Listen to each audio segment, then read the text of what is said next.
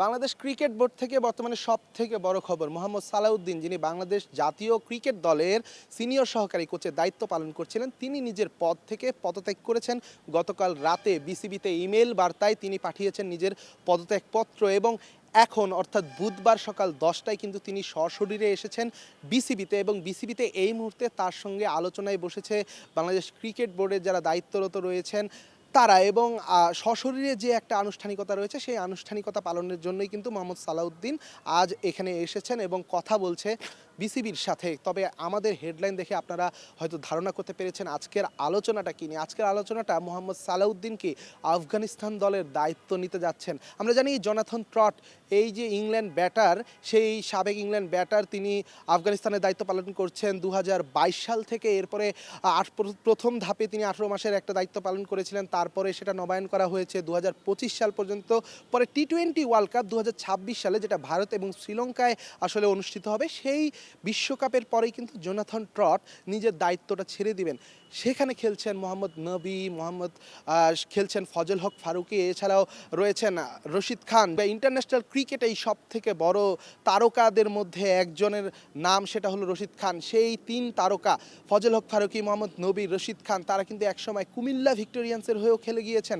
বিপিএলে সালাউদ্দিনের সাথে তাদের সম্পর্কটা আসলে অনেক গভীর এবং আমার কাছে যে সূত্র রয়েছে, আমার কাছে যে তথ্য রয়েছে, সেই তথ্য আমি নিশ্চিত হয়েই বলছি মোহাম্মদ নবী, রশিদ খান এবং ফজল হক ফারুকী তারা কিন্তু নিজেরা আফগানিস্তান ক্রিকেট বোর্ডকে প্রস্তাব দিয়েছেন মোহাম্মদ সালাউদ্দিনকে কোনো একটা দায়িত্বে দেওয়া যায় কিনা। কারণ সালাউদ্দিনের সাথে দীর্ঘদিন তারা কুমিল্লায় খেলেছেন এবং সেই যে এক্সপিরিয়েন্স, সেই এক্সপিরিয়েন্স থেকে সালাউদ্দিনের প্রতি তাদের একটা বলা যায় যে ভালোবাসা, কিংবা তাদের সালাউদ্দিনের খেলার যে টেকনিক, সেগুলো তাদের আসলে মনে ধরেছে এবং তারা কিন্তু এই যে প্রপোজালটা, সেটা আফগানিস্তান ক্রিকেট বোর্ডকে দিয়েছেন। এখন মোহাম্মদ সালাউদ্দিন আসলে সেখানে কোন দায়িত্বে যাবেন এ ব্যাপারে এখন পর্যন্ত নিশ্চিত কোনো তথ্য পাওয়া যায়নি, যদিও জানা যাচ্ছে হয়তোবা অ্যাসিস্ট্যান্ট কোচ হিসেবে সেখানেও তিনি দায়িত্ব পালন করতে পারেন। যেহেতু জোনাথন ট্রট থাকবে না সেখানে, হয়তোবা অন্তর্বর্তীকালীন যে একটা দায়িত্ব রয়েছে কিংবা ভারপ্রাপ্ত হেড কোচের যে দায়িত্বটা রয়েছে, সেটাও টি-20 বিশ্বকাপের পর কিন্তু মোহাম্মদ সালাউদ্দিনের হাতে আসতে পারে, এমন একটা জোর খবর রয়েছে। এবং নাবি থেকে রাশিদ, ফজল হক ফারুকী, তারা তিনজন কিন্তু সেই প্রপোজালটা দিয়েছেন। অন্যদিকে আমি যদি মোহাম্মদ সালাউদ্দিনের কথা বলি, তিনি আসলে কেন এই সময়ে এসে দায়িত্বটা ছাড়লেন, এখানে বেশ কিছু ইকুয়েশন হতে পারে। প্রথম যে কথা, আমার সাথে মোহাম্মদ সালাউদ্দিনের কথা হচ্ছিল আসলে শ্রীলঙ্কা সিরিজ থেকে, যেখানে বাংলাদেশ দল কিছু জেতা ম্যাচ আসলে শেষ পর্যন্ত হেরে যায়। সেখান থেকে কিন্তু মোহাম্মদ সালাউদ্দিনের যে সমালোচনা, সেই সমালোচনাটা শুরু হয়। তারপরে আমরা দেখলাম আফগানিস্তানে কিংবা আমাদের এশিয়া কাপেও বাংলাদেশ খুব একটা ভালো পারফর্ম করতে পারেনি আফগানিস্তানের সাথে, সেখানে হোয়াইট ওয়াশ হয়ে তারা ফিরেছে। অন্যদিকে আমরা সবশেষ যেটা দেখলাম চট্টগ্রামে ওয়েস্ট ইন্ডিজের বিপক্ষে টি-20 সিরিজে বাংলাদেশ দল হোয়াইট ওয়াশ হয়েছে। এই পুরো যে একটা সময় রয়েছে, এই সময়টাতে কিন্তু মোহাম্মদ সালাউদ্দিনকে নিয়ে বেশ সমালোচনা হয়েছে, আলোচনা হয়েছে। যদিও পুরো বাংলাদেশ দল কিন্তু ব্যাটিং হিসেবে কলাপস করেছে কিংবা পুরো বাংলাদেশ দল সমষ্টিগতভাবে খারাপ করেছে, কিন্তু দোষ কিন্তু একমাত্র মোহাম্মদ সালাউদ্দিনের কাঁধেই এসে পড়েছে।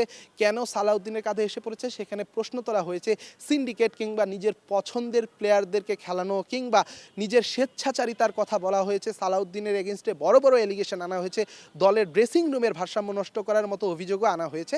এসব নিয়ে আমার যখন সালাউদ্দিন ভাইয়ের সাথে কথা হয়েছে, তিনি কিন্তু জানিয়েছেন যে এই যে বাইরের নোংরামিগুলো চলছে, তাকে নিয়ে নানা আলোচনা চলছে, এগুলো নিয়ে তিনি আসলে ব্যক্তিগতভাবে বেশ বিরক্ত এবং শুধু তিনি না, এগুলো আসলে প্লেয়ারদের উপরে ইফেক্ট পড়ছে এবং সেখান থেকেই তিনি কিন্তু নিজের যে পদত্যাগপত্র জমা দেয়া কিংবা এমন একটা বড় যে ডিসিশন, সেই ডিসিশনটা তিনি নিয়েছেন। তার সাথে গতকাল রাতেও আমার কথা হয়েছে, আজ সকালবেলাও কথা হয়েছে। আমি তাকে জিজ্ঞেস করেছিলাম আসলে আপনার এই দায়িত্বটা ছাড়ার কারণ কি। তিনি স্পষ্টই জানিয়েছেন আমাকে নিয়ে যে নোংরামিগুলো চলছে কিংবা আমাকে নিয়ে যে আলোচনাগুলো চলছে, এগুলো বাংলাদেশ ক্রিকেট দলের জন্য ভালো কিছু না। ভবিষ্যতে যদি বাংলাদেশ দল কোথাও বড় টুর্নামেন্ট খেলতে যায় কিংবা সামনে যেহেতু বিশ্বকাপ রয়েছে এমন আসরে যায়, তখনও যদি সালাউদ্দিনকে নিয়ে আলোচনা চলে, দলের ক্রিকেটারদেরকে নিয়ে সিন্ডিকেট কিংবা ড্রেসিং রুমের পরিবেশ খারাপ, এ ধরনের এলিগেশন আনা হয়, সেটা বাংলাদেশ দলের উপরে প্রভাব পড়বে এবং বাংলাদেশ দল কিন্তু টুর্নামেন্ট কিংবা সিরিজে বরাবরের মতোই আবারও ওই খারাপ রেজাল্টটাই করবে। সেসব থেকে নিজেকে সরিয়ে নিতে কিংবা সেসব থেকে নিজেকে দূরে রাখতে, আত্মসম্মান বোধের কথা চিন্তা করে মোহাম্মদ সালাউদ্দিন কিন্তু নিজের দায়িত্বটা ছেড়েছেন। যদিও তিনি মনে করেন বাংলাদেশ দলের যে অবস্থা বর্তমানে রয়েছে, এই বাংলাদেশ দলের অবস্থা থেকে উত্তরণের জন্য তিনি মনে করেন নিজেকে আসলে সরিয়ে নেওয়াটাই এখন সবথেকে ভালো পন্থা। যদিও তার কিন্তু এখনো ১ বছরের যে চুক্তি, সেই চুক্তির সময়টা রয়েছে। আসলে ২০২৪ সালের নভেম্বর মাসে কিন্তু তিনি দায়িত্বটা পেয়েছিলেন ৫ তারিখে, আজ ঠিক ২০২৫ সালের ৫ই নভেম্বর, এবং আজকে ১ বছর পূর্ণ হওয়ার পরে কিন্তু তিনি এই সিদ্ধান্তটা নিয়েছেন। তিনি আয়ারল্যান্ড সিরিজের পর, সামনে যে আয়ারল্যান্ড সিরিজ রয়েছে সেখানে ২টি টেস্ট রয়েছে, ৩টি টি-20 ম্যাচ রয়েছে, সেই সিরিজটার পরে আসলে তিনি নিজের দায়িত্বটা ছাড়বেন। তবে বোর্ডকে তিনি জানিয়েছেন তার বোর্ডের যদি কোনো সময় প্রয়োজন পরে, আসলে তিনি তো পদত্যাগপত্র জমা দিয়েছেনই, তারপরও যদি কিছুদিন তাকে চালিয়ে যেতে হয় সেই কাজটা তিনি করবেন।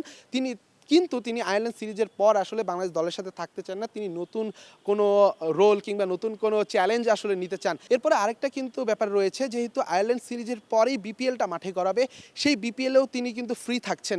সুতরাং বলাই যায় বিপিএলে হয়তোবা মোহাম্মদ সালাউদ্দিনকে নতুন কোনো রোলে দেখা যেতে পারে, কিংবা নতুন কোনো দলের কোচের ভূমিকাও দেখা যেতে পারে, এমনও কিন্তু একটা গুঞ্জন চাউর হয়েছে। তবে শেষ পর্যন্ত এই গুঞ্জন সত্যি হয় কিনা সেটা তো সময়ই বলবে। সে সকল নানা সমীকরণ কিংবা নানা গুঞ্জনের সত্যতা মিলতে এখনও অনেক দেরি, যেহেতু ফেব্রুয়ারিতে ওয়ার্ল্ড কাপ, তার আগে রয়েছেন বিপিএল। আজ একটা গুরুত্বপূর্ণ মিটিং চলছে বিসিবির সাথে সালাউদ্দিনের, সেই মিটিংয়ের পরে আসলে জানা যাবে আনুষ্ঠানিকভাবে সালাউদ্দিন কবে নাগাদ নিজের দায়িত্বটা ছাড়ছেন, আগামী বিপিএলে কোনো দলের কোচের, প্রধান কোচের ভূমিকায় তাকে দেখা যাবে কিনা। তারপরে আফগানিস্তান দলের হয়ে যে গুঞ্জনটা চলছে, কিংবা রাশিদ, নবী, ফজল হক ফারুকিদের যে রিকোয়েস্টটা কিংবা যে প্রপোজালটা গিয়েছে আফগানিস্তান ক্রিকেট বোর্ডের কাছে, তারা সেটা গ্রহণ করছে কিনা সে পর্যন্ত অপেক্ষাটা করতেই হবে। এখন বিদায় নিচ্ছি মিরপুর শেরেবাংলা ক্রিকেট স্টেডিয়াম থেকে। আমি রেদওয়ান শাওন, স্টার নিউজ।